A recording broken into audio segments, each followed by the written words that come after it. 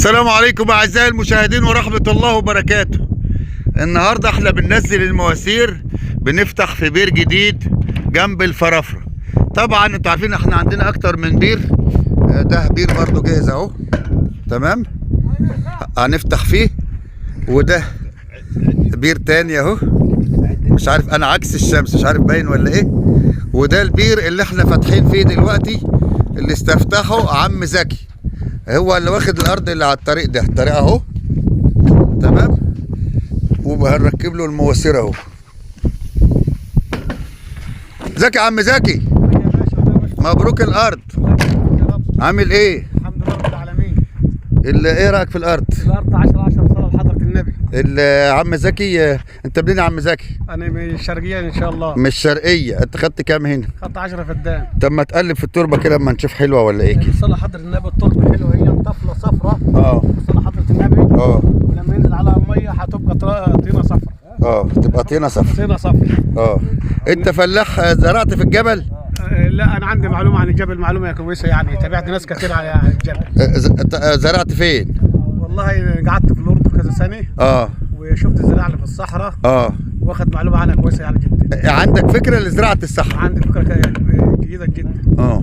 الارض هنا كام كيلو للفرافره؟ الارض هنا تقريبا 7-8 كيلو. 7-8 كيلو. ده الاستاذ سعد، ابن الحاج زكي. ازيك يا حاج سعد؟ ازيك يا حاج؟ عامل ايه؟ شلون طيب؟ مبروك ارضك اللي جنب الطريق. الله شلون طيب حبيبي. تمام والله. يعني فرحان كده، حاسس ان انت صاحب ملك كده. لا مش حاسس. الله يوسع عليكم ويرزقكم منها حلال. اللي احنا جبنا له المواسير اهو، ان شاء الله كام يوم هنفتح له الميه باذن واحد احد باذن الله. هو يعني لسه موقع اول امبارح، يعني كان اول امبارح صح كده؟ اول امبارح. اول امبارح ان شاء الله. والراجل ده برضه هيجي يقعد في الارض هنا. المعلم رضا هيشتري ارض برضه. هيشتري ارض رضا؟ ان شاء الله هيشتري ارض. هيشتري 5 فدان. ازيك يا رضا؟ عامل ايه؟ ازيك يا باشمهندس؟ الحاج زكي يبقى نسيبك صح كده؟ تمام والله. تمام. انت هتاخد مننا تاني هنا، هو خد 10، انت هتاخد حاجه؟ ان شاء الله ياخد 5 ان شاء الله. ان شاء الله باذن الله يوسع عليكم ويبارك لكم فيها ويرزقكم خيرها ويبعد عنكم شرها، اللهم امين يا رب العالمين.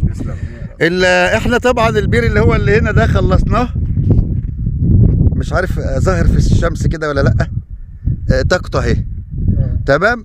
احنا فاتحين في ده ولسه معانا 2، واحد اهو طاقته اهي برضو، مش عارف باين في الشمس ولا لا يعني ايه. والبير التاني اللي مستخبي في العربيه دي، مش عارف هيجي، هطلع كده هيجي ولا لا اهو، مش عارف طاقته شايفينها، بس انا بصور عكس الشمس. انا راجل كبير يا جماعه ونظري ضعيف، انا بتهيألي طاقته باينه هناك اهي. البير اللي على 100 فدان، الفدان ب 80، هي فيها لخبطه شويه هقول لكم. البير اللي على 100 فدان طاقه وديزل، الفدان ب 80. البير اللي على 70 فدان الفدان ب 90. وضحت؟ واضح. طيب الارض وش الميه عالي 50 متر، هنا الميه زي المعدنيه 200 جزء في المليون. طبعا انا عامل بير خباطه، انا بسلمك الارض متصلحه، ما بلزرش، بسلمك الارض متصلحه. هم 11 بحر، البحر الاول والبحر الثاني لحد 11 بحر. البحر الاول تعمله ل 100 فدان، عمقه قد ايه؟ 120 متر في كل الفرافره، حلو. البحر الثاني بيتعمل ل 200 فدان، اسمه بير بريمه. البحر الثالث وده للجيش بس او للدوله، ده بيتعمل حوالي 400 فدان. ده لو حفرت 1000 متر بيجيب ميه ذاتي، خلاص، اللي هو بيعملوه ل 400 فدان، زي اللي شفناه في اللي صبيح، زي اللي شفناه. بس خلاص بقى اللي بيار الذاتي ما عادتش ذاتي، يعني لو كان فيه مثلا 500 بير دلوقتي في اللي صبيح فيه او في الفرافره كلها بقى فيه 3 بس اللي هم بيجيبوا ذاتي، لان وش الميه بينزل. يا محمد انت بتقول قدام الكاميرا ان وش الميه بينزل، طب خبي الكلام، لا دي ما تخوفكش. من ايام عبد الناصر لحد دلوقتي وش الميه بينزل، ما حصلش حاجه. احنا ما وصلناش حتى للبحر الاولاني، يعني زي الازازه وحواليها مكبوب، احنا بناخد من المكبوب الزياده، لسه ما وصلناش للازازه اللي هي البحر الاولاني. البير هنا 270 270 متر. وش الميه هنا 50 متر. 50 متر ده لو شغلت 30 كيلو طاقه يجيب لك ميه قد كده. ليه وش الميه؟ طب لو وش الميه بعيد، لو عملت 300 كيلو طاقه تبقى شويه ماسك. طيب طب انا عامل 60 ومتحرك ووشين، يعني على الوش ده والوش ده، ال60 يدي 80 كيلو، الكيلو حصان وربع، يعني 100 حصان. الديزل 100 كيلو، يعني 100 الكيلو حصان وربع، يعني الديزل 100 كيلو يعمل تقريبا 110 حصان. لو الكيلو حصان وربع، ولا 125 كيلو، ولا 125 حصان؟ لو الكيلو 100 كيلو بتعمل كام حصان؟ 125 ولا 100؟ يعتبر الكيلو حصان وربع 125 حصان. 125 حصان. خلاصة الكلام، الارض ديت من المزاد القديم اللي هو ابو 1000 ونص. تمام.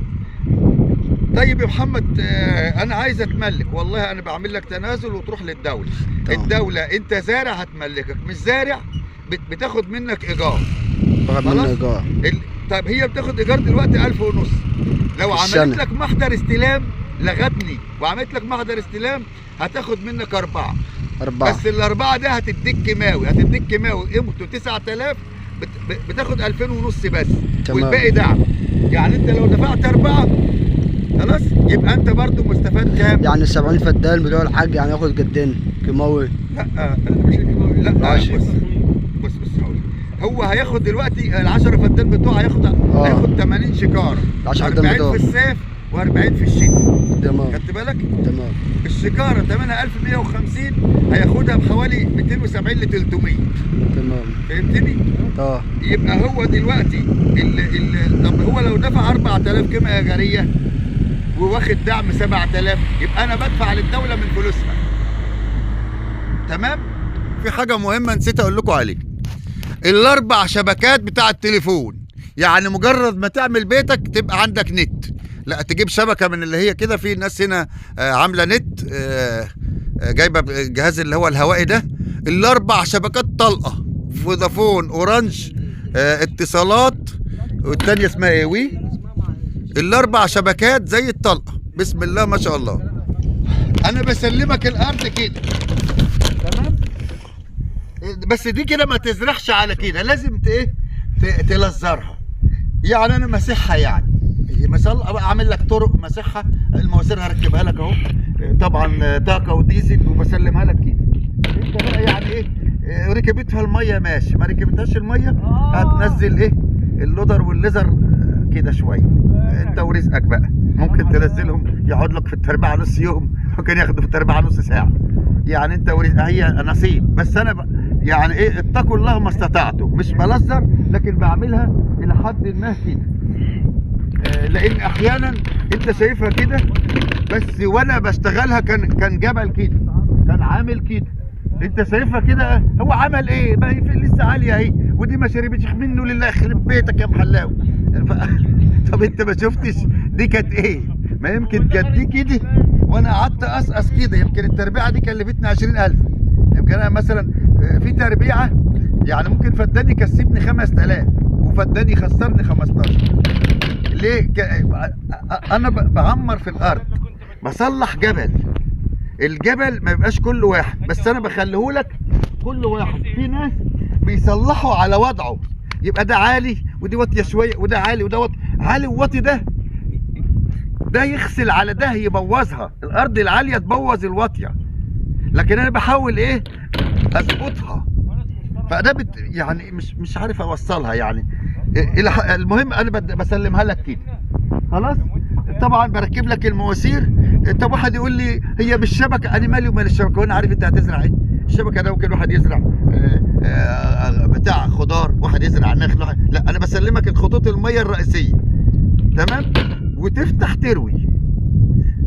اللي هيتعاقد هيستلم فوري، مش بعد شهر ولا بعد 6 اشهر ولا بعد سنه. يعني انت هتعاقد هتستلم فوري. انا مواعيدي في الفرافره يوميا. يعني هو في الصيف اللي بيبقى العيال في القاهره فبنزل القاهره كتير، لكن هم عيالي معايا في القاهره في الفرافره دلوقتي، فانا هنا معاينات يوميا. طبعا انا تليفوني مفتوح على طول، انا برد على كل الناس. بس احيانا يعني كنت انت بتكلمني وحد تاني بيكلمني، فانا هرجع اكلمك بعد ساعه لو ما كلمتكش يبقى رن عليا مره تانية، لان يعني في ناس بتكلمني كتير. مش عارف انا في حاجات ناسيها ولا لا. انا اتكلمت عن ان هنا في شبكه تليفون قويه جدا، اتكلمت ان الارض قريبه، اتكلمت ان وش الميه عالي، اتكلمت ان انا عامل لك خدمات تنجحك زي بير وطاقه وديزل. وهنا الناس بتعمل بير وطاقه بس، او بير وديزل بس، يعني هي الناس تعمل ديزل بس، وفي ناس بتبيع الارض بالبير بس. فانا عامل لك الامكانيات اللي تنجحك. طبعا زي ما قلت لكم ان المشروع ده اهو اللي فيه عم زكي، البير على 70 فدان بس، هتروي كل 6 ايام، الفدان ب90. طب حد قال لي يا محمد عايز من البير اللي هو على 100 فدان، اقول له الفدان ب80. الاسعار دي لحد يوم 30/9 1/10 ده سعر تاني، ده هيزيد 5 وده هيزيد 5. خلاص. طب الناس اللي كانت عايزه ارض فاضيه، بس الارض الفاضيه بقى بدي فيها مساحات كبيره، اقل مساحه 100، لكن الارض الجاهزه على الزراعه لو واحد عايز 5، لو واحد عايز 3، لو واحد عايز 10، واحد عايز 20، واحد عايز 50، واحد عايز بير على بعضه 100 فدان، او واحد عايز بير 70. طب اللي هو عايز مساحات 100 200 300، عندي في سهل بركه، عندي في طريق التلاوي، عندي في ابو هريره، عندي في كذا مكان. عايز 100، عايز 200، عايز 500، اللي انت عايزه. بس مساحات كبيره ما عنديش، يعني ما يجيش واحد يقول لي عايز 10000 فدان، ما عنديش القدره. في شركات عندها، في شركات عندها، لكن انا يعني اخري 1000 فدان، ما اعرفش اجيب مساحات كبيره. خلاص.